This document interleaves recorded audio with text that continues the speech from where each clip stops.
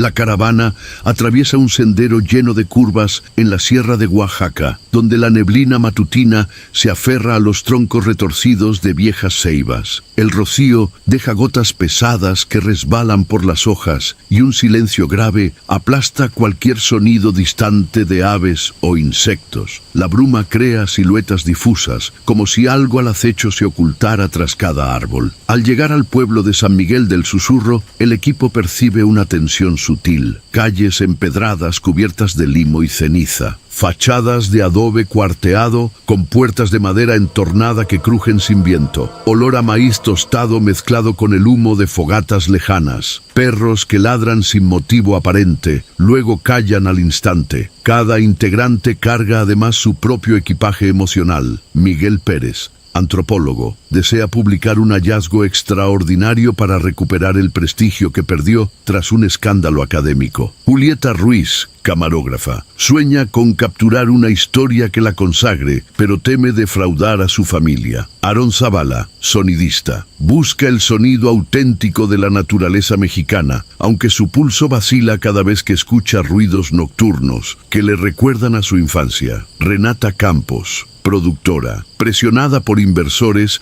lucha contra su propia culpa por salirse de presupuesto y teme que este viaje sea su última oportunidad. En la plaza principal, una cabaña rústica sirve de base. Paredes de piedra, techos de teja roja y muebles de pino astillado. Por dentro, el ambiente está cargado de polvo y humedad. En un rincón, una olla de barro con comales humea sin llama visible. Un murciélago se estrella contra una ventana y queda aferrado al cristal como un presagio. Doña Rosario, anciana de rostro curtido y un ojo ciego cubierto por un paño, aparece al caer la tarde. Viste collares de huesos y su voz es un susurro cascado. Ustedes no conocen a este río. Su agua lleva sangre vieja y venganza. Mientras habla, el crepitar de un fuego cercano ilumina su silueta y muestra tatuajes en espiral en su brazo derecho. Nadie osa interrumpirla, pero Renata siente una punzada de impaciencia. Teme perder luz para grabar y al mismo tiempo intuye que desafiarla sería un error.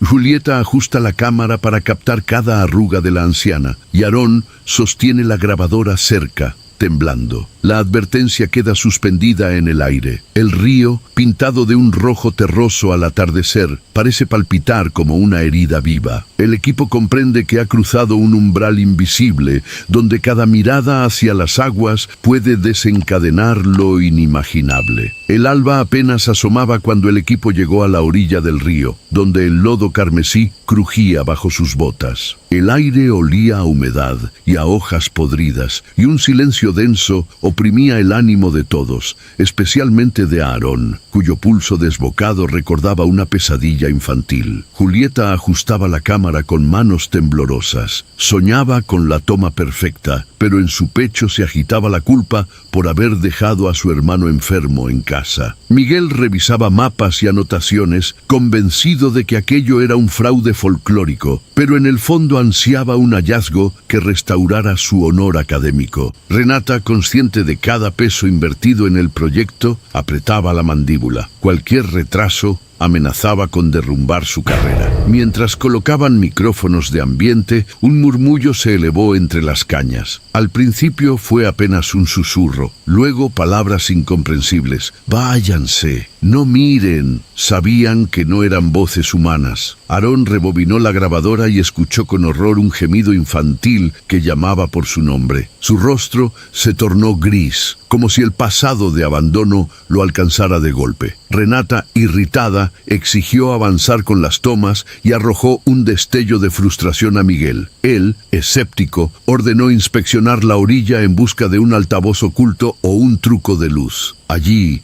entre la orilla y el río, descubrieron huellas diminutas, como pies de niño, que se dirigían al agua y desaparecían en el fango teñido. Al lado, una muñeca de trapo empapada, con el vestido manchado de tierra roja y un broche roto en forma de corazón. Julieta recogió la muñeca y sintió un tirón en el pecho. ¿Qué vínculo tenía aquello con la leyenda de la niña sacrificada? Su voz se quebró al compartir la teoría con Aarón, pero Renata la interrumpió para recordarles el itinerario. No vinimos a especular, vinimos a documentar. Al decirlo, su éxito y su futuro pendían en un hilo más frágil que las advertencias de doña Rosario. En ese momento, un estruendo seco retumbó en el bosque, como si un tronco gigante hubiese caído detrás de ellos. El reflejo en el agua se agitó y durante un segundo pudieron ver una silueta borrosa, la figura de una niña empapada, con los ojos huecos y una mueca imposible. El equipo retrocedió al unísono, sabiendo que, a partir de ese instante, nada les permitiría mirar al río sin enfrentar su propia culpa. Al alba, el equipo revisa las grabaciones en la cabaña de San Miguel del Susurro. El murmullo infantil se superpone a un latido sordo, aumentando la inquietud de Aarón, cuya respiración se dispara cada vez que recrean el audio. Miguel hojea el diario antiguo y descubre un pasaje tachado que menciona un altar sumergido y una inscripción en náhuatl: Tlactoli Yohualli, voz de la noche. El calor húmedo hace que las paredes suden y el zumbido constante de insectos parece imitar un cántico macabro. Julieta, al editar imágenes junto al fuego, nota sombras danzantes entre los árboles que no corresponden a ninguna fuente de luz. Cada mirada al río revela un reflejo borroso, figuras humanas que se deslizan bajo la superficie con movimientos antinaturales. Descubrimientos clave, grabaciones, voces infantiles recitando nombres de los miembros del equipo, pergamino, fragmentos de un ritual inacabado para apaciguar al espíritu del río, inscripciones, símbolos náhuatl que hablan de un pacto de sangre sellado con agua roja, huella, pisadas diminutas forman un círculo perfecto alrededor de la orilla. La tensión interna se intensifica. Miguel duda de sus hallazgos y choca con Renata, que exige pruebas concluyentes. Julieta cuestiona su fe en la ciencia al sentir un frío hiriente cerca de su nuca. Aarón, presa del pánico, propone abandonar el proyecto, pero la amenaza de perderlo todo lo mantiene atado. Al caer la noche, un grito ahogado emana del río, como si el agua misma estuviera pidiendo socorro. El equipo comprende que las piezas del rompecabezas se ensamblan para revelar algo aún más aterrador. La noche cae de golpe sobre la ribera. La luz de las linternas baila en los troncos retorcidos y el río susurra como un lamento vivo. Miguel, Julieta, Aarón y Renata avanzan junto al agua carmesí, cada uno con el pulso desbocado y el corazón encogido. El primer choque ocurre cuando un chapoteo acompasado se convierte en un estruendo. Del fondo emerge una figura encorvada, con la piel surcada por vetas rojas y ojos como brasas apagadas. La criatura alza un brazo huesudo y, al estirar los dedos, el lodo se agita y trepa por la orilla hasta rodear a Aarón. Aarón, paralizado, recuerda la sensación de ahogo que sufrió en su infancia. El miedo lo deja mudo, mientras la criatura susurra su nombre con voz de niña. Julieta grita y la cámara cae al suelo. La última imagen registrada es el reflejo distorsionado de su propio rostro en el agua. Renata, furiosa y aterrada, toma un palo y golpea el aire intentando alejar la sombra, pero la madera choca contra una superficie invisible. Miguel, que siempre buscó explicaciones lógicas, ve cómo su cordura se resquebraja al percibir un aliento gélido en su nuca, aún sin viento. El espíritu de la niña sacrificada se acerca, dejando un rastro de agua pútrida que hierve en contacto con la piel. Con cada paso, la humedad se condensa en el aire, formando embudos de niebla que ocultan su silueta. Una risa infantil, amarga y hueca, reverbera entre las ceibas. El suelo cruje bajo un temblor sordo como si la tierra misma quisiera tragarlos. Cuando la criatura levanta la muñeca de trapo que encontraron antes, Julieta recupera la cámara y capta un plano en el que el rostro de la niña se deforma en una mueca de reproche. Renata deja caer el palo y corre. Aarón, sacudiéndose la parálisis, la sigue. Miguel intenta rastrear la huella de la criatura en la orilla, pero el agua ya las borró. Al huir, sienten que el río late tras ellos, impulsándolos hacia un acantilado descuidado. Justo al borde, Renata casi cae. La corriente forma un remolino que gira con violencia. La niña alza un dedo y, por un instante, el remolino proyecta el rostro de un ancestro de Doña Rosario, con los ojos hundidos y la boca abierta en un grito. El grupo se queda petrificado antes de retroceder al bosque, sabiendo que aquel primer enfrentamiento cambió para siempre su percepción de la realidad. Al romper el alba, el grupo decide abandonar San Miguel del Susurro y alejarse del río. Renata, con el diario antiguo en la mochila, aborda la camioneta. Miguel y Julieta guardan el equipo de grabación. Aarón arranca el motor mientras un leve zumbido se cuela en la cabina. Desde el bosque llegan susurros que imitan sus voces, invitándolos a voltear. Renata aprieta el volante. Teme que cualquier mirada al retrovisor active la maldición. Miguel vacila antes de cerrar la puerta. En su mente, el rostro desfigurado de la niña lo acusa de profanar un lugar sagrado. Julieta sujeta la cámara con fuerza, aunque anhela documentar su huida para justificar su corresponsalía. Aarón cierra los ojos, recordando la sensación de abandono que sintió al oír lamentos infantiles en su niñez. El motor gime y de pronto se apaga. La camioneta se hunde en un charco de agua teñida de rojo, sin explicación mecánica. El lodo parece aferrarse a las llantas, impidiéndoles avanzar. Intentan empujar, pero las pisadas del equipo quedan cubiertas por huellas diminutas que aparecen de la nada, rodeándolos como un semicírculo perfecto. Al percatarse del peligro, Renata sale a inspeccionar el terreno y descubre una barrera de troncos retorcidos clavados en el lodo, formando una cerca improvisada. Cada tronco está embadurnado con una mezcla de barro y sangre seca. A lo lejos, la silueta de la niña sacrificada se perfila bajo la niebla, meciendo la muñeca rota. Con el corazón a mil, el equipo regresa a la camioneta y decide tomar un atajo por un sendero que cruza un antiguo caserío en ruinas. Las paredes del lugar conservan retazos de murales prehispánicos y grafitis recientes, rostros angustiados y símbolos náhuatl mezclados con fechas de desapariciones. En la puerta del patio, un altar improvisado sostiene ofrendas marchitas, flores negras, pedazos de espejo y una lápida con el nombre Itzel grabado. Dentro de la casa encuentran una vela encendida que se apaga al paso de Julieta. Un viento gélido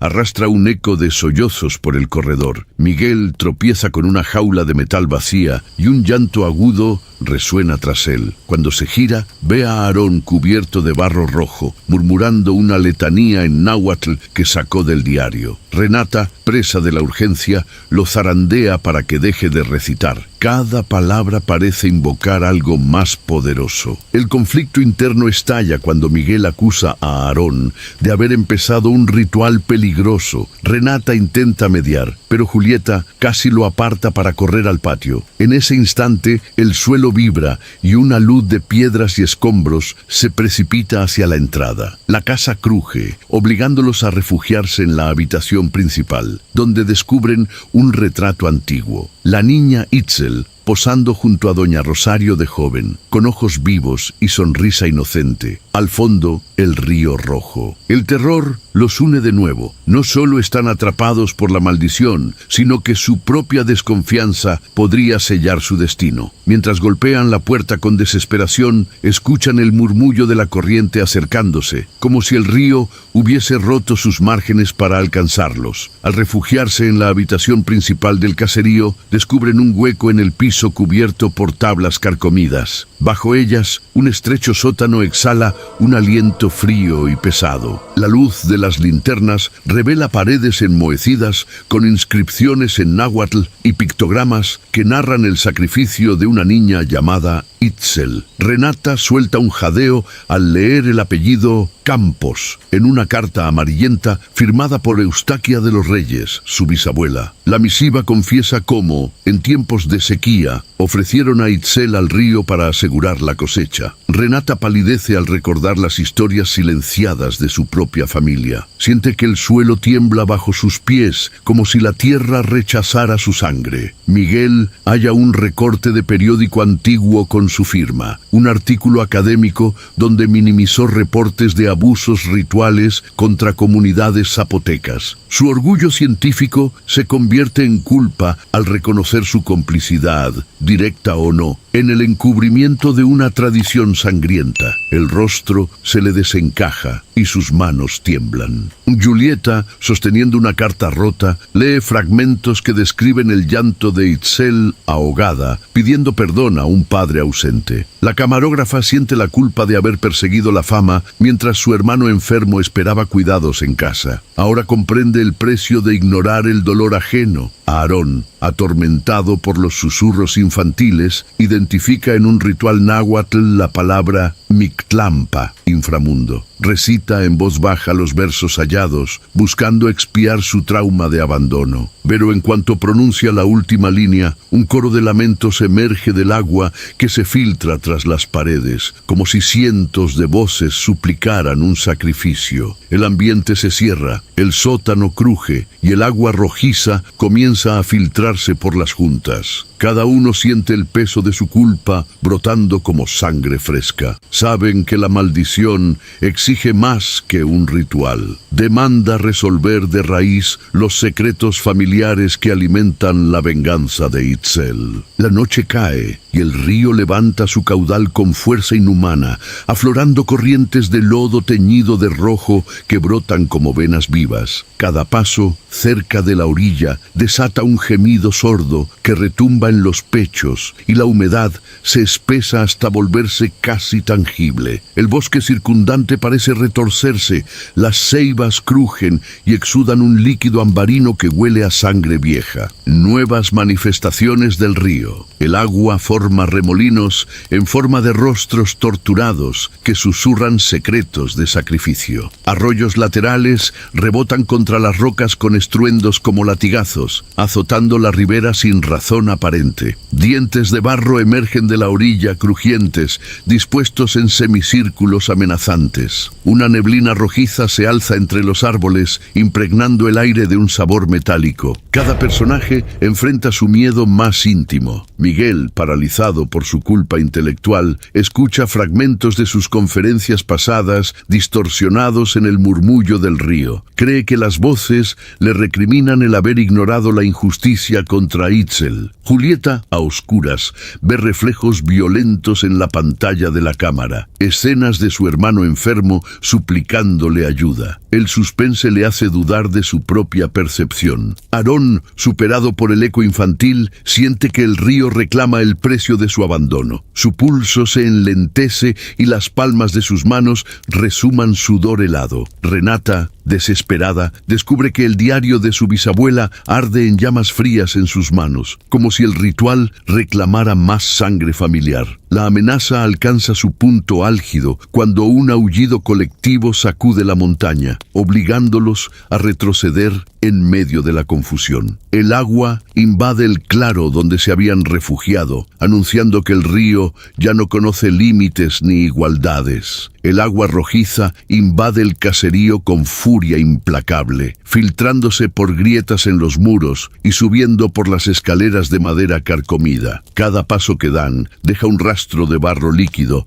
y el silencio solo se rompe por el crujir de las vigas y el murmullo ensordecedor del río, como si respirara bajo sus pies. Miguel nota el sudor deslizándose por su frente mientras contempla cómo el nivel alcanza sus rodillas. Sabe que, por su vanidad intelectual, minimizó atrocidades de siglos atrás y ahora ve el fantasma de su propia ceguera moral. Julieta se aferra a la cámara, con las uñas clavadas en el metal frío. En su mente, las tomas valiosas se transforman en testimonios de culpa que la persiguen como sombras. Aarón, con la voz quebrada, repite en susurros las letanías náhuatl, convencido de que cada palabra empeora la maldición en lugar de apaciguarla. Renata, presa de la desesperanza, aprieta el diario empapado y siente el pulso de generaciones de secretos homicidas latiendo contra su pecho. Entre sollozos, discuten si sacrificar a quien inició el ritual podría detener la inundación. Se señalan con acusaciones. Miguel acusa a Aarón de invocar tropelías al recitar incautos los versos. Aarón culpa a Renata por traer consigo las culpas de su linaje. Julieta los reprocha a todos por anteponer su ambición al respeto por la memoria de Itzel. Renata los llama inconscientes por exponerse a un pacto que jamás comprendieron. El ánimo estalla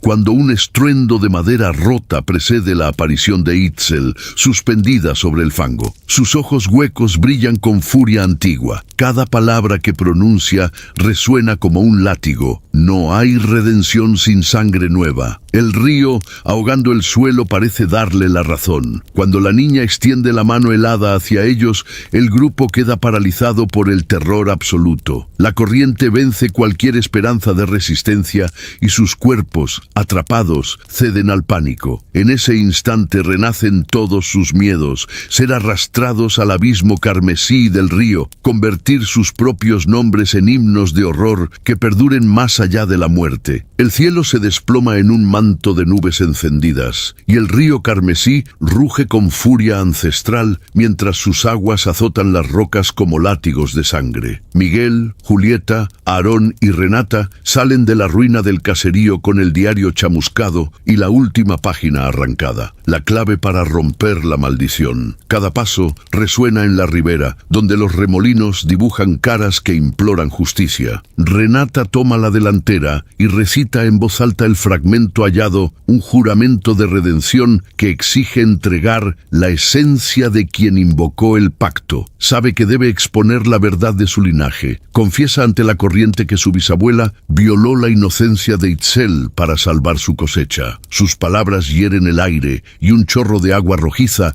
se eleva en una espiral, como si el río absorbiera su culpa. Miguel, con el pecho oprimido por la vanidad científica, se arrodilla y rompe su cuaderno de campo. Entrega sus apuntes y grita que reconoce su error al negar los rituales de la comunidad zapoteca. El río responde con un estruendo y un torrente arranca un manglar ancestral, mostrando un altar submarino de piedras grabadas. Julieta, temblando, se acerca al agua y ofrece su cámara como testigo de la verdad, promesa de difundir el horror olvidado. Sus manos sangran al romper el lente y las aguas retroceden un instante. Aarón, sacudido por el eco de su abandono infantil, deja caer la grabadora y con voz entrecortada pide perdón a las voces que nunca escuchó. Reconoce su culpa al huir de los sollozos en su infancia. Al pronunciar esas palabras, la corriente pierde fuerza y la niña Itzel emerge por última vez, etérea. Sus cabellos fluyen como hilos de agua. Con una mirada que mezcla ira y alivio, señala el altar sumergido. Renata arroja al río la página arrancada y la superficie carmesí se traga el pergamino con un suspiro ahogado. Un silencio profundo cae sobre la ribera. La luna asoma detrás de las nubes y las aguas recuperan su tono terroso, ya no arbitrario. La presencia de Itzel se desvanece en un remolino luminoso y las voces se aquietan. Exhaustos, los cuatro se desploman en la orilla, sabiendo que rompieron el pacto, pero conscientes de que las marcas de aquel sacrificio perdurarán para siempre en sus cuerpos y sus almas. El alba sorprende a Renata, Miguel, Julieta y Aarón junto a la orilla, agotados y cubiertos de barro rojo. El río recupera su tono terroso, pero conserva vetas carmesí que brillan al sol, como cicatrices imposibles de borrar.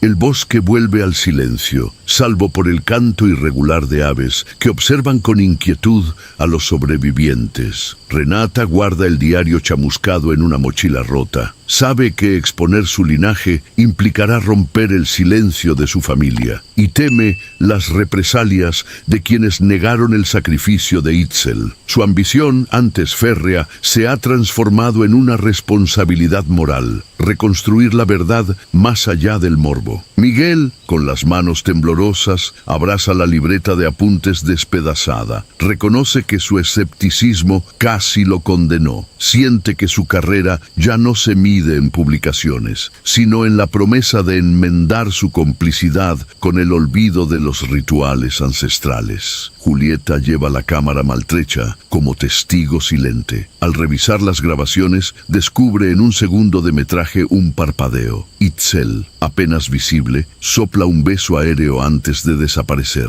Esa imagen la obliga a replantearse su búsqueda de fama. Su verdadera misión será dar voz a los que el río silenció. Aarón recoge la grabadora y escucha susurros tenues que ya no lo acosan, sino le susurran una sola palabra: gracias. El eco infantil trae consuelo. Entiende que enfrentar su abandono lo liberó de un tormento interior. En San Miguel del Susurro, Doña Rosario los recibe con calma sombría. Les ofrece un vaso de pulque y en su silencio el peso ancestral parece aligerarse. Los habitantes, antes esquivos, ahora los miran con respeto. El río dejó de reclamar víctimas, al menos por ahora. Aunque la tormenta se ha disipado, cada uno experimenta una herida indeleble. Renata despierta con pesadillas de ríos de sangre atravesando la ciudad. Miguel siente los latidos celosos de la tierra en cada paso. Julieta sueña con la niña Itzel que golpea su puerta. Aarón percibe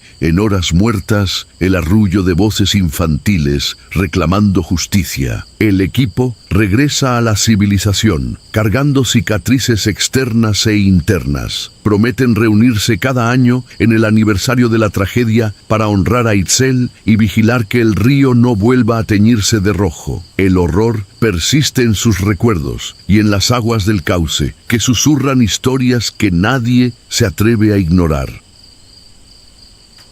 Apenas el sol comenzaba a esconderse tras el Popocatépetl, tiñendo el cielo de rojo óxido, cuando Lucía bajó del jeep con el cuaderno de apuntes apretado contra el pecho. Cada latido suyo iba marcado por la promesa de descubrir un vestigio prehispánico que validara su reputación como historiadora de arte. Diego, su amigo fotógrafo, ajustaba la cámara con manos temblorosas. Deseaba la instantánea perfecta que lo catapultara a su primera exposición internacional. Marisol, periodista en busca de un reportaje sensacional, hojeaba nerviosa unas notas que un informante anónimo le había enviado esa misma mañana. No entren en la torre. Javier, exguía turístico caído en desgracia tras un escándalo menor, mantenía el amuleto familiar colgado al cuello. La redención pasaba por demostrar su valía. Ana, ingeniera de sistemas, instalaba un dron rústico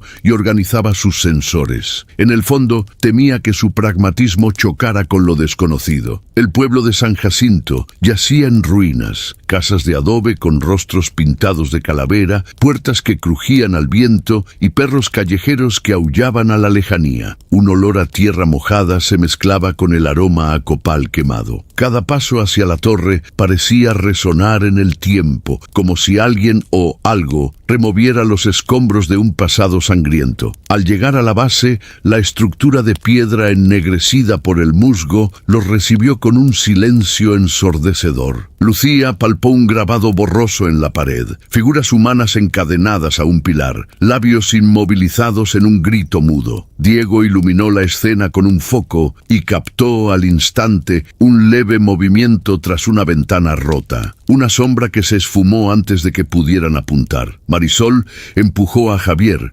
acusándolo de ocultar algo en el mapa que había dibujado. Él respondió con una media sonrisa cansada: «Confía en mí, cuate. Sé por dónde vamos». Ana revisó la batería de la linterna. Apenas mostraba carga. El viento descendente trajo consigo un murmullo casi inaudible, un coro de voces antiguas que reclamaban atención. Sin mediar más palabras, los 5 giraron hacia la escalera derruida que conducía al interior. Aquel instante marcó el verdadero comienzo de una noche donde cada sombra guardaba un secreto y cada latido un presagio de terror. Al avanzar por el angosto pasillo de piedra, Marisol fue la primera en notar el cambio de temperatura. «No manches, se siente como si estuviéramos en un refrigerador», susurró mientras alzaba su grabadora hacia el aire helado. Lucía, con la linterna temblando en la mano, apuntó hacia unas huellas húmedas que desaparecían en la oscuridad.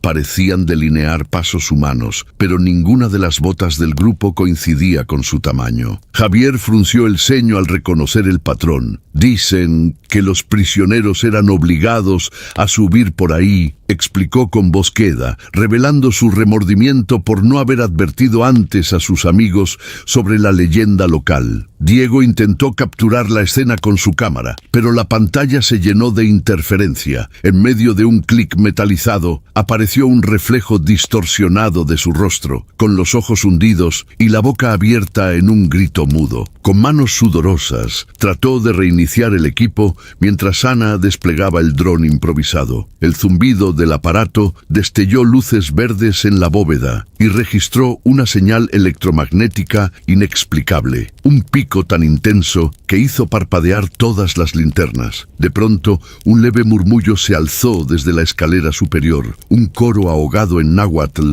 que repetía la misma palabra, Xolotl. Marisol alzó la vista y vio, al final de los peldaños, una silueta oscura erguida, inmóvil, con los brazos extendidos. Javier trató de calmarla. Seguro es un truco de la luz, pero su voz se quebró al escuchar el eco de un lamento femenino que surgió de las paredes. Lucía recordó entonces la advertencia de su abuela en Puebla: si escuchas el canto de los condenados, no mires atrás. A pesar del miedo, tiró de la manga de Ana para que siguieran a medias hacia un salón lateral. En el umbral se alzó un altar de piedra cubierto de cráneos y pétalos marchitos. Sobre él, un reloj de arena invertido. La ceniza flotaba hacia arriba con cada grano. El grupo se quedó sin aliento al comprobar que el reloj marcaba justo la medianoche, aunque aún faltaban horas para ella. Antes de que pudieran reaccionar, la figura en lo alto del tramo lanzó un polvo rojizo que flotó en el aire y rozó sus rostros. Fue entonces cuando Diego sintió un aliento helado en su nuca. Al darse vuelta, solo halló un arco de piedra vacío, pero el eco de su propio nombre susurrado en náhuatl dejó un escalofrío que ninguno olvidaría jamás. El aire en el interior de la torre se volvió aún más denso, como si cada inhalación pesara una tonelada. Lucía avanzó con cautela, su linterna iluminando fragmentos de murales que representaban ceremonias sangrientas. En uno de ellos, una sacerdotisa abrazaba un cráneo mientras recitaba plegarias en náhuatl. Aquella imagen la estremeció. Recordó su discusión con la familia acerca de su vocación, sintiéndose atraída y a la vez aterrada por el vínculo entre arte y sacrificio. Marisol, detrás de ella, tomaba notas frenéticamente. Su instinto periodístico la impulsaba a revelar el escándalo que su informante había mencionado. Habría documentos ocultos que vincularan la torre con figuras poderosas de la revolución. Cada vez que alzaba la vista, percibía sombras moviéndose en el rabillo del ojo. Mientras tanto, Diego sintió que su cámara pesaba demasiado. Repasó mentalmente sus motivaciones, demostrar que era más que un aficionado. Una imagen borrosa en el visor lo hizo detenerse. Vislumbró un rostro de niño con lágrimas de ceniza. Al enfocar, la figura desapareció y la lente registró en su lugar un símbolo indígena que ninguno reconocía. Javier, casi en silencio, inspeccionó los contornos de un antiguo mapa grabado en la piedra. El amuleto que colgaba de su cuello comenzó a vibrar como si advirtiera un peligro cercano. Su culpa por años de mentiras crecía. Temía que el secreto de su familia estuviera ligado a esa torre. Ana, tomando lecturas de los sensores del dron, comprobó una anomalía eléctrica en las paredes. Un pulso intermitente que coincidía con sus latidos. Sintió la presión de sus compañeros y de pronto un estruendo sacudió el piso superior. Pistas recién descubiertas. Un trozo de pergamino quemado con la fecha exacta de un sacrificio masivo en 1911. Huellas de manos pequeñas y diminutas como si hubiera niños atados a las paredes. Un pasadizo oculto tras una losa suelta cuyo eco invitaba a descender. La tensión alcanzó un punto crítico cuando Marisol, guiada por un susurro inaudible, apartó la losa. Un corredor estrecho y oscuro se abrió ante ellos, resumando humedad y olor a muerte. Al fondo, una luz roja titilaba, acompañada de un murmullo que repetía: «No volveréis». El misterio se profundizaba y cada personaje comprendía que para sobrevivir tendría que enfrentar sus propios temores más íntimos. Al torcer por el pasadizo oculto, una ráfaga de viento helado apagó sus linternas. Avanzaron a tientas hasta que un crujido seco reverberó sobre sus cabezas. De pronto, el corredor se abrió a un gran salón circular con columnas retorcidas, manchadas de barro seco y motas de polvo dorado flotando como luciérnagas muertas. En el centro, un pedestal de piedra sostenía una máscara de obsidiana con rasgos humanos deformados. Manifestaciones del peligro. El suelo tembló con un latido extraño, como el corazón de la tierra golpeando desde abajo. Una figura espectral surgió entre las columnas, un guerrero nahua cubierto de ceniza, con ojos incandescentes y garras que agrietaban la piedra. Susurros guturales en náhuatl se unieron a un tambor tribal que retumbó en las paredes, acelerando el pulso de todos. Reacciones de los personajes. Lucía soltó un grito ahogado y retrocedió, tropezando con un fragmento de cerámica prehispánica. Marisol, pese al miedo, alzó su grabadora y logró captar un fragmento de canto ceremonial que prometía liberación a través de la sangre. Diego apuntó la cámara, pero el visor solo mostró la silueta del guerrero multiplicada en decenas de rostros giratorios. Javier empuñó su amuleto, que comenzó a emanar un calor insoportable. Murmuró plegarias para apaciguar al espíritu. Ana encendió el dron, que iluminó brevemente un pasillo lateral repleto de esqueletos encordados como marionetas. El guerrero espectral avanzó pisando hojas secas que crujían como huesos. Cada paso dejaba huellas ardientes. El aire se cargó de un olor a incienso quemado y carne chamuscada. Sin pensarlo, Lucía levantó la máscara de obsidiana del pedestal y al tocarla, una ola de visiones la sacudió. Veía a prisioneros envueltos en llamas, un pacto sellado con sangre y almas destinadas a servir al más allá. Con la máscara en mano, el ente chilló y golpeó una columna, haciendo que un fragmento de piedra cayera y desencadenara una lluvia de escombros. El grupo se dispersó, internándose en galerías oscuras, cada quien arrastrado por el terror o la curiosidad, sabiendo que ya no había vuelta atrás. Al emerger del salón circular, la luna filtrada por una grieta arrojaba fragmentos de luz sobre un pasillo en espiral. Lucía, con la máscara de obsidiana aún temblando en sus manos, sintió un nudo en el estómago. Su obsesión por documentar cada grabado chocaba contra el instinto de supervivencia. Diego inspeccionaba el suelo con la cámara al hombro, convencido de que la siguiente foto podría ser su boleto al reconocimiento. Marisol, aferrada a su grabadora, respiraba con violencia, dispuesta a aventajar cualquier titular. Javier apretaba el amuleto contra el pecho, temeroso de que su culpa lo traicionara. Ana revisaba los sensores del dron, calculando hasta dónde podía confiar en la tecnología. Recorrieron 3 tramos de escalones hasta hallar una pesada trampilla de hierro forjado, surcada por runas gastadas. Javier y Ana intentaron abrirla con palancas, pero la solidez del metal resistía. En el aire se coló un olor a metal caliente y al inclinarse, Ana notó que las runas brillaban con un fulgor anaranjado, como si la torre adquiriera vida propia. Obstáculos inesperados. El líquido oscuro que rezuma de las paredes se solidifica al contacto, sellando rendijas y grietas. Un estallido de viento huracanado desata polvo y ceniza, cegándolos y haciendo crujir los peldaños. La trampilla de hierro emite un zumbido eléctrico que anula las baterías de las linternas y el dron al contacto. Entre golpes impotentes y gruñidos de frustración, el grupo comenzó a discutir. Marisol reprochó a Javier su silencio sobre pasadizos secretos. Él se defendió, recordando cómo su familia, generaciones atrás, había sido cómplice de los rituales. Lucía intentó mediar, pero sus palabras se perdían bajo el tamborileo de un pulso sísmico que sacudía cada piedra. Tensiones y miedos. Lucía teme que su pasión por el hallazgo la convierta en víctima. Diego lucha contra la ansiedad de perder la gran foto que definirá su carrera. Marisol duda si está dispuesta a sacrificar vidas por un titular. Javier siente que cada reproche es un juicio por los pecados de sus antepasados. Ana desconfía de la lógica. Si la ciencia falla aquí, ¿qué le queda? En un arrebato, Diego pataleó contra la trampilla.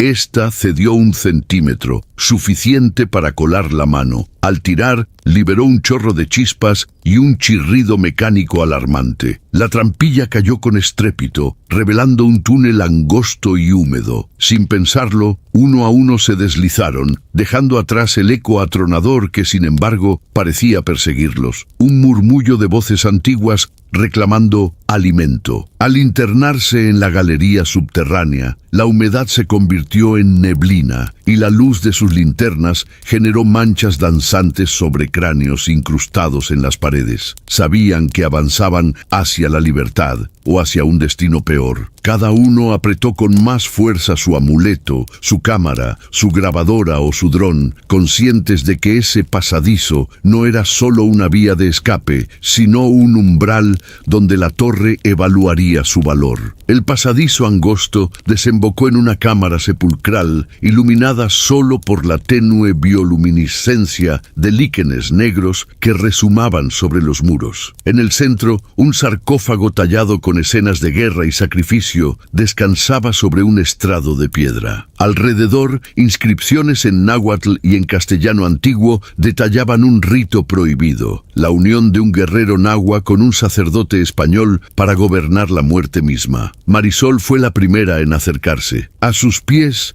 halló un pergamino sellado con cera roja y el emblema de su propio apellido. Al romperlo, leyó con horror que sus ancestros habían entregado víctimas humanas a la torre para ganar poder político. La periodista sintió cómo se le helaba la sangre. Su búsqueda de la verdad estaba ligada a un crimen ancestral. Diego, apoyado contra la pared, examinó una placa de obsidiana donde reconoció el rostro de su bisabuelo, retratado con la máscara ceremonial. Su esperanza de consagrarse como fotógrafo se tornó culpa. Cada imagen capturada, cada paso dado, le recordaba que su familia había sido cómplice de aquel horror. Lucía iluminó un nicho con su linterna y descubrió un códice mural que su abuela le había descrito en cuentos de infancia. Allí vio la profecía de Xolotl, el señor de las sombras. Quien rompiera la máscara despertaría a los condenados. La historiadora comprendió que su pasión por documentar reliquias podía desatar un desastre todavía mayor. Javier sostuvo el amuleto con manos temblorosas. Bajo la luz trémula reconoció el escudo de su linaje. Sus antepasados no solo guardaron la torre, sino que sellaron con su sangre el pacto de tortura. La culpa que había cargado durante años cobró peso tangible y sintió que cada reproche de sus amigos era un castigo merecido. Ana desplegó el dron dentro de la cámara y vio en la pantalla una perturbación energética. Al comparar los datos con sus apuntes, comprendió que la firma coincidía con una anomalía registrada en un templo sumergido en Chiapas, una misma maldición que viajaba por el tiempo y el espacio. Su fe en la ciencia se resquebrajó al aceptar que lo inexplicable estaba documentado en sus propios sensores. En ese momento, un rugido cavernoso hizo vibrar la sala. Las inscripciones brillaron y, uno a uno, los sarcófagos se abrieron para revelar esqueletos con armadura ceremonial. Voces etéreas pronunciaron los nombres de Marisol, Diego, Lucía, Javier y Ana, llamándolos herederos del pacto. La cámara se estrechó y el suelo comenzó a hundirse, como si ofreciera la torre sus entrañas para devorarlos. Cada personaje quedó paralizado entre el terror y la revelación. No solo habían ingresado por curiosidad, sino para saldar una deuda ancestral que buscaba cobrarse en sangre. La torre pareció cobrar vida tras ellos. Los pasillos se alargaban y se estrechaban sin lógica. Las paredes sudaban un líquido rojizo que olía a óxido y carne quemada. Una brisa falsa, cargada de ceniza y susurros distorsionados, los obligó a detenerse. Las runas resplandecían con fulgor púrpura, pulsando al ritmo de un corazón oscuro que vibraba bajo sus pies. Cada uno sintió el terror a su manera. Lucía tuvo visiones de su abuela gritando advertencias en náhuatl, arrastrándola hacia la salida mientras la máscara de obsidiana latía en su bolso. Diego veía parpadeos de fotografías ya tomadas, donde sus amigos aparecían con miradas vacías y bocas ensangrentadas. Marisol, aferrada a su grabadora, escuchaba fragmentos de su propia voz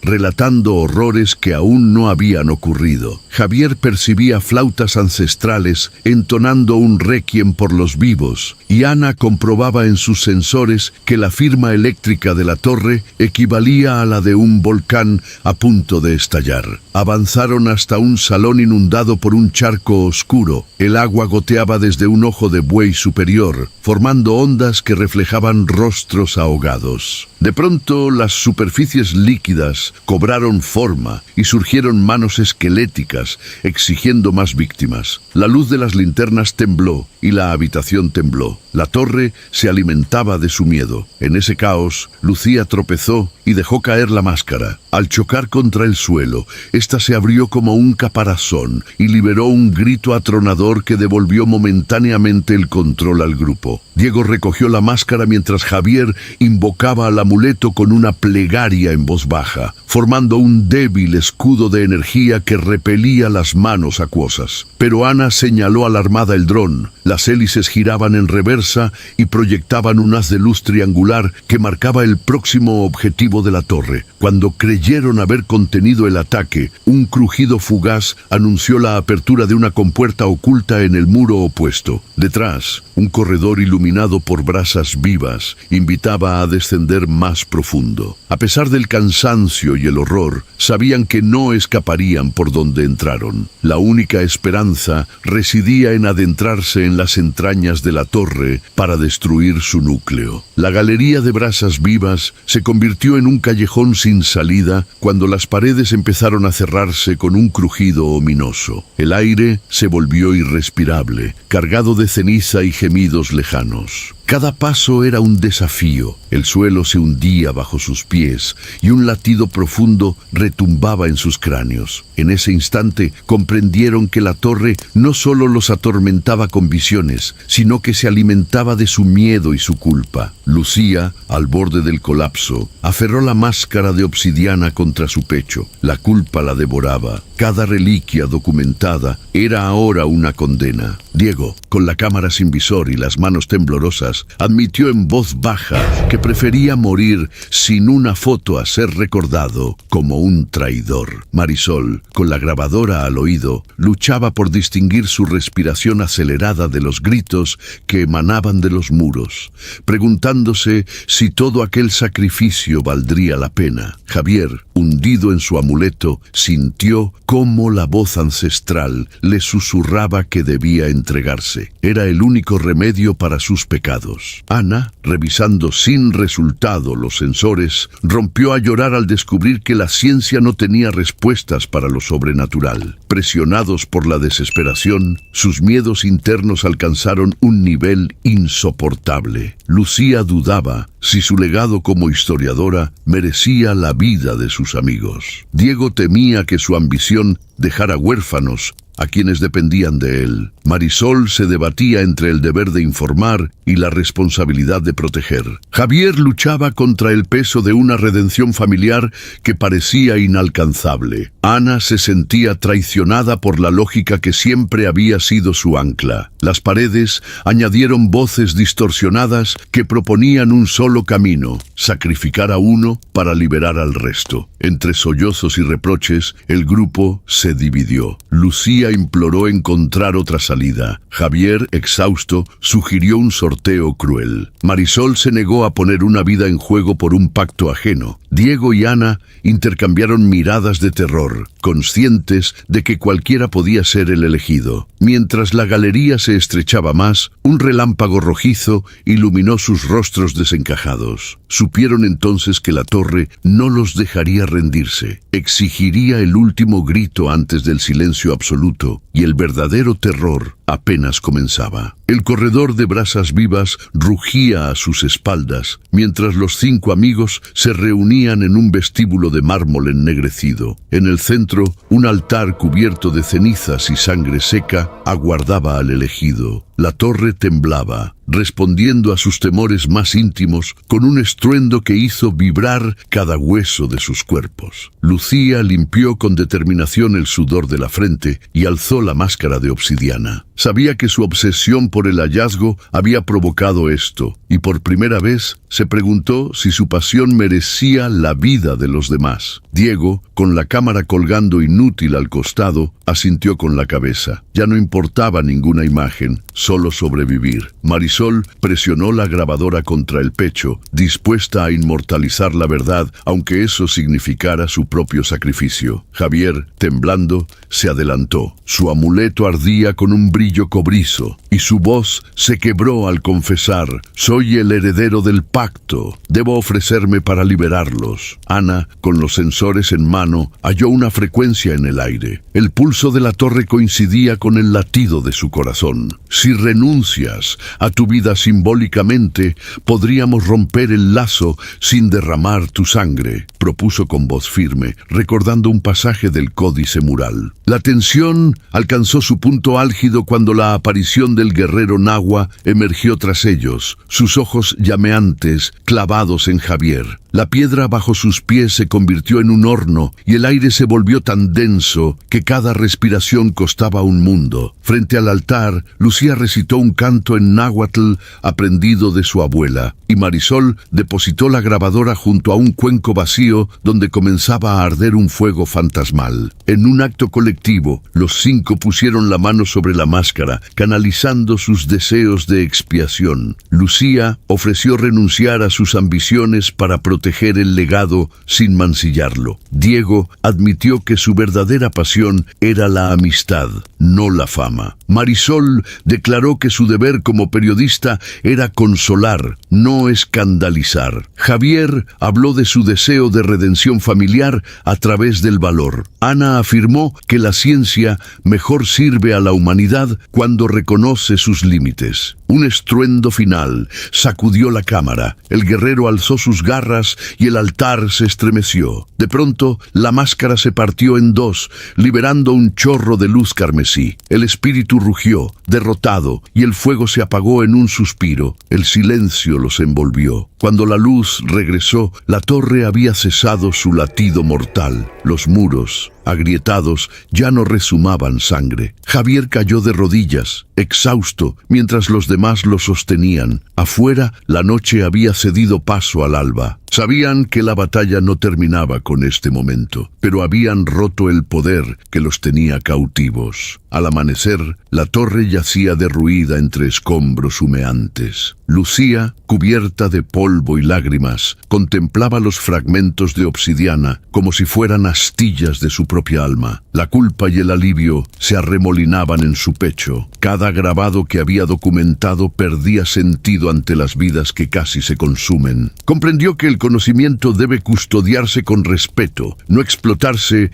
por ambiciones académicas. Diego, con la cámara inútil colgando al cuello, se arrodilló en la tierra húmeda. Sus dedos temblorosos acariciaban el obturador inerte. Había renunciado a la fotografía profesional, pero ganaba algo irreemplazable: la certeza de que la amistad valía más que cualquier imagen. Marisol se sentó a su lado, ajustó la grabadora y eliminó las notas sensacionalistas. Decidió narrar la fuerza colectiva y los peligros de hurgar en secretos ajenos. Javier recorrió con paso lento los escombros, sosteniendo el amuleto ennegrecido. Cada grieta grieta en su mirada reflejaba un pedazo de redención arduamente ganado. Juró erigir un memorial en honor a las víctimas y limpiar la culpa ancestral de su linaje. Ana, recargando el dron en silencio, escudriñaba los últimos registros de anormalidad energética, un eco tenue pero persistente. Observó el horizonte teñido de naranja y aceptó que la ciencia debía convivir con el asombro y la humildad. Mientras el viento disipaba la ceniza, un murmullo lejano, una brisa o un susurro ancestral recorrió los vestigios. Lucía alzó la vista y percibió por un instante un par de ojos incandescentes